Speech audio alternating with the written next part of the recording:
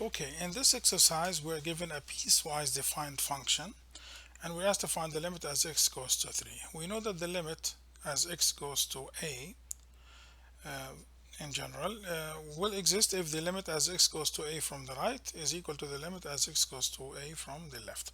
So we will test for this function the limit as x goes to 3 from the right and also as x goes to 3 from the left. Okay, so the limit as x goes to 3 from the right will be the limit of this branch of the function because x is a little bit more than 3, so we are between 3 to 5. So it will be the limit of x squared minus 10 as x goes to 3 from the right. And if you directly substitute in here, you'll get 9 minus 10, which is minus 1.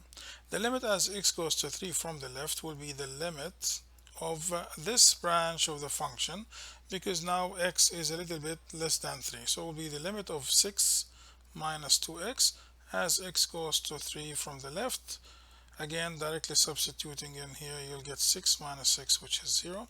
You can see that the limit from the right is not equal to the limit from the left, and therefore we say that the limit as x goes to 3 of this function does not exist. Okay, in this exercise we are given a piecewise defined function, the two branches of which are split at the point C, constant C. We have no idea what this C is. What we know is that we want to find the value of the C such that the limit of this function as x approaches C exists. Okay, in order to test the existence of the limit as x goes to C, we have to test the limit from the left and test the limit from the right. So the limit as x goes to c from the right, so x is more than c in this branch, so we will use the square root of x plus 3 here. So this is the limit as x goes to c from the right of x plus 23, which will, upon direct substitution, will give you c plus 23.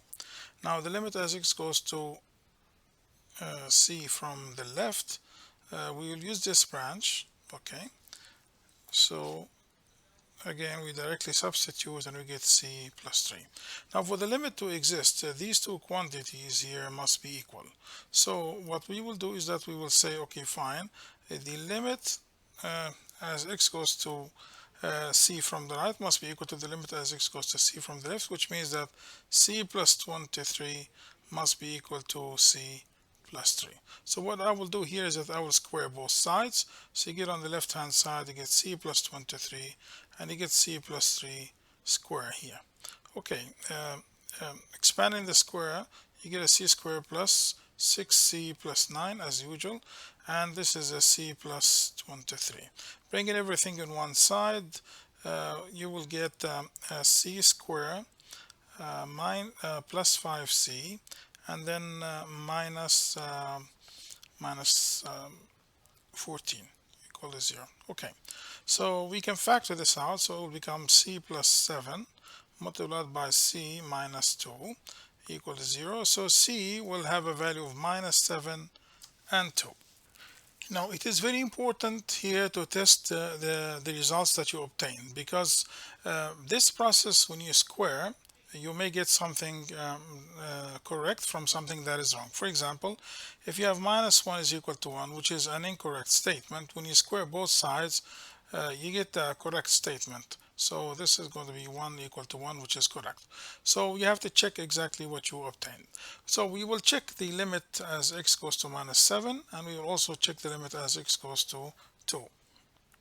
Okay, so working with minus 7 first, I will calculate the limit as x goes to minus 7 from the left, from the right, sorry.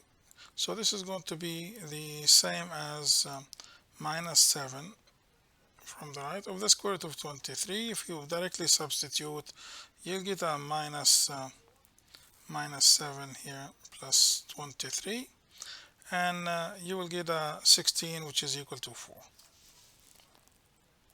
Now, okay, so the limit as x goes to minus 7 from the left will be equal to the limit of x plus 3 as x goes to minus 7 from the left, and if you substitute minus 7, you'll get a minus 4. And you see, this is what I was just talking about, squaring minus 1 and 1. So the limit as x goes to minus 7 from the right is 4, and the limit as x goes to minus 7 from the left is equal to minus 4, and this is incorrect. So we will just exclude minus 7. Okay, working with 2, so this is the limit as x goes to 2 from the right will be the limit of the square root of x plus 23 as x goes to 2 from the right. Okay, direct substitution will give you 2 plus 23, which is square root of 25, which is 5. The limit as x goes to 2 from the left will be the limit of x plus 3 as x goes to 2 from the left. So direct substitution, you'll get a 2 plus 3, which is equal to 5, and therefore the limit from the right is equal to the limit from the left, and so the only answer that should take care of the problem is just c equal to 2. And to elaborate further, now I've just plotted the square root of x plus 23 and x plus 3. And you can see that at minus 7, which is located somewhere here, this is minus 7, well, the two graphs don't come close to each other. See, they don't have different values. There's a jump between them. And at x equals 2, you can see that both of these two functions will come closer and closer to the same value here. And now if you connect them as required by the problem, which means that when x is greater than c, or x is less than c, and c have been chosen to be 2, then this is what the two graphs will look like, and they join at x equal at c equal to 2 here, and the limit from the right is equal to the limit from the left. Okay, here is a piecewise defined function on the interval from 5 up to 6, and beyond 6 is defined by a different functional form. We're asked to find the limit as x goes to 6. So what we will do, as usual, evaluate the limit as x goes to 6 from the left and as x goes to 6 from the right. Okay, so the first limit as x goes to 6 from the left, we will use ln x minus 5. As x goes to 6, this is going to be very close to ln 1, and that is 0.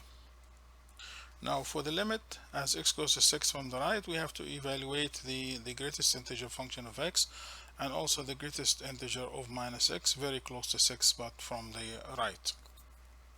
So when we talk about x going to 6 from the right, we're talking about numbers such as 6.00001, for example, and the greatest integer of x is if x is integer, then it will be itself. If it is not, you will take the very first integer to the left of that number. So for numbers very close to 6 but from the right, so if this is 6, this is 7, and this is, let's say, 5, you're talking about numbers that are here exactly. So this is 6.00001, and of course this is not an integer, so you take the first integer to its left. So now the greatest integer of 6.00001, for example, is equal to 6. For the greatest integer of minus x, and as we approach x from the right, the numbers that we need to evaluate are something like minus 6.00001.